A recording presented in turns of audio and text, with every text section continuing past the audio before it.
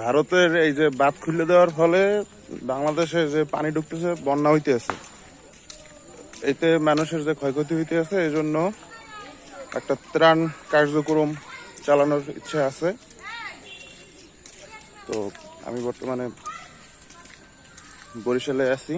যদি কেউ থাকেন, ইচ্ছা পোষণ করেন যে এই ধরনের কার্যক্রম চালাবেন, তাহলে আমরা একটা সংঘবদ্ধ হইয়া বা একটা দলগতভাবে আমরা এই কাজটা পরিচালনা করতে পারি।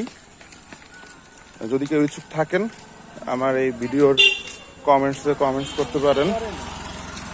আগে তো দেশের মানুষ বাঁচাইতে হইবে, দেশের মানুষ বাঁচানোর পরে